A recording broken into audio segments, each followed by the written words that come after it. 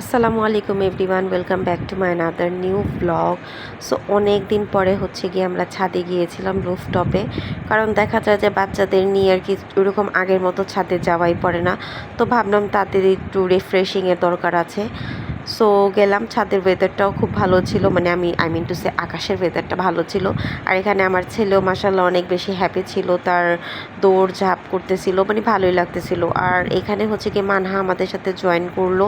আর ওই যে পাশের বাসাটা দেখতেছেন, এটা হচ্ছে ওর ফ্রেন্ডের বাসা। আসলে ও আসছে ওর ফ্রেন্ডের সাথে কথা বলার জন্য। সো যাই হোক, ভাই বোন মিলে ভালোই টাইম স্পেন্ড করলো ছাদে। আর নিচে নেমে কি একটু আলেহাদেরকে জুব্বা ট্রায়াল দিচ্ছিলাম। এই জুব্বাটা লাস্ট ইয়ার আমার উকিল মা হজ থেকে নিয়ে আসছিল। মানে মানুষটা মরে গেছে, বাট তার দেওয়া স্মৃতিটা এখন আমাদের কাছেই আছে। সবাই মাশাল্লাহ বলবেন অবশ্যই আমার ছেলেকে দেখে। অ্যান্ড দেন নেক্সট মর্নিং গিয়ে স্টার থেকে আমার হাজব্যান্ড নাস্তা করে আমাদের জন্য নাস্তা নিয়ে আসছে। আমাকে যেতে বলছিল, বাট আমি ঘুমের জন্য যাইনি।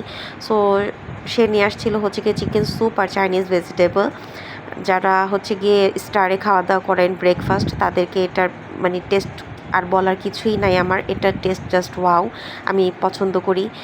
আর তারপর গিয়ে সন্ধ্যার পর একটা গুড নিউজ পেলাম, মানে আমার একটা রিলেটিভের ছোট্ট একটা বেবি হয়েছে। তো ভাবলাম সন্ধ্যার পরে ফ্রি আছি, গিয়ে একটু দেখে আসি। আর হসপিটালে বেশিক্ষণ টাইম স্পেন্ড করা আমার একটুও পছন্দ না। যেটা আমরা নর্মালি টিপিক্যালি ঢাকায় গেলে আমরা যেটা করি, কেউ হসপিটালাইজ থাকলে দেখা যায় ওখানে আমরা একটা আড্ডা জমিয়ে ফেলি, যেটা কিন্তু মোটেও ঠিক না। বাচ্চার মা দুইজনের এইটা একটা হার্মফুল ব্যাপার স্যাপার আছে, বাট কে শুনে কার কথা। সো আমি যতদূর পারি এগুলো অ্যাভয়েড করার ট্রাই করি। দেন গিয়ে ওইখান থেকে বেবিকে দেখে আমরা চলে গিয়েছিলাম গিয়ে ঢাকেশ্বরী জুস কর্নারে। ওইখানকার জুস তো জানেনই সবাই, খুব টেস্ট ভালো হয়। ওখানে অনেক রকমের ভ্যারাইটিস জুস আপনারা পাবেন। আর এখানে গিয়ে আমি পার্সেল নিয়ে নিয়েছিলাম মাইসুরার জন্য জলপাইয়ের জুস। ও একটু টক খেতে পছন্দ করে। আর আমি নিয়েছিলাম মিন্ট লেমনেড। আর আমার হাজব্যান্ড নিয়েছিল গিয়ে পাপায়া জুস। এখানে আমার দেবরও আমার সাথে জয়েন হয়ে গিয়েছিল। আমরা তিনজন ভালোই আড্ডা মেরে দেন গিয়ে বাসা আস্তে আস্তে একটু লেট হয়েছে। ও বাই দ্য ওয়ে, এটা আমার আগের ভ্লগে যারা কমেন্ট করেছিল তাদেরকে বলেছিলাম নাম মেনশন করবো। জাস্ট ট্রাভেল উইথ হৃদয় দেখেছে ধুলাইখাল থেকে, আর তিশিলা বিনতে খালিল দেখেছে গিয়ে আমেরিকা থেকে। Thank you so much guys for supporting me. এরকম যারা যারা কমেন্ট করবেন আমি অবশ্যই তাদের নাম নেক্সট ব্লগে মেনশন করে দিব। অ্যান্ড এটা সত্যি আমার কাছে অনেক বড় একটা ব্যাপার।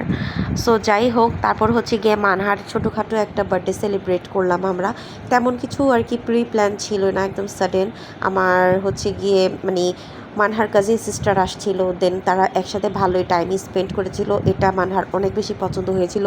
ওইরকমভাবে আসলে আমরা এবার প্ল্যান করিনি মানহার বার্থডেটা কীভাবে সেলিব্রেট করব, একদম সাডেনলি হয়েছে। সো যাই হোক, তারা গেট রেডি উইথ মি একটা ভিডিও বানাচ্ছিল, আমিও একটু ক্লিপস নিয়ে নিলাম। আর এখানে আমার ছেলেকে একটা সুন্দর একটা জামা পরিয়ে দিয়েছিলাম। সে কান্নাকাটি করে সে বাসার একটা নর্মাল জামা পরে ফেলছে। সো যাই হোক, অ্যান্ড আফটার দ্যাট কি এটা মানহার birthday cake from cake and cooks. এটাও তাদের, কিন্তু আমরা অলওয়েজ কেক অ্যান্ড কুকস থেকেই আমরা বার্থডে কেকগুলো পারচেস করে থাকি। এটা মানহার নানু মানহার জন্য পুডিং বানায় নিয়ে আসছে, বাট এক পাশে বিধ্বস্ত অবস্থা হয়ে গেছে। আর এটার রিজনটা গিয়ে আমি, কারণ আমি যখন মানে পুডিংটা বের করছিলাম আমার হাত থেকে একটু প্রবলেম হয়ে যায় পুডিংটা। বাট টেস্ট কিন্তু অনেক ভালো, আমার আম্মু কিন্তু অনেক মজা করে পুডিং বানাতে পারে। আচ্ছা, বাই দ্য ওয়ে, এটা কি কিছু ক্লিপস আমি শেয়ার করলাম আপনাদের সাথে মানহার বার্থডে।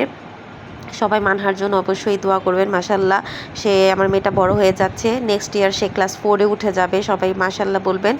আর আমার চ্যানেলটা এখনও যারা সাবস্ক্রাইব করেননি, প্লিজ সাবস্ক্রাইব মাই চ্যানেল। আর যারা যারা কমেন্ট করবেন আমি নেক্সট ব্লগে তাদের নাম মেনশন করে দিব।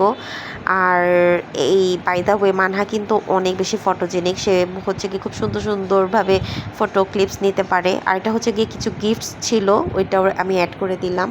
এখানে গিয়ে কেক কাটার পালা, মানে খুবই সাডেনলিভাবে সব কিছু হয়ে গেছিলো আর কি, তাড়াহুড়া লেগে গিয়েছিল। আমি ওরকমভাবে অনেক কিছু আসলে ক্যাপচার করতে পারিনি।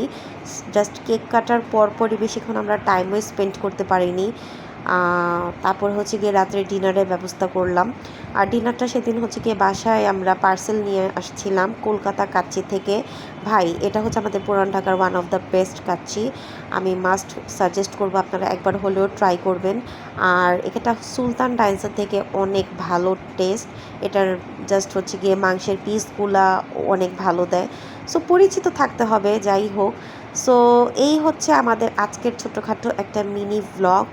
কেমন লাগলো অবশ্যই আমাকে কমেন্ট করে জানাবেন। And that's for it, thanks for watching.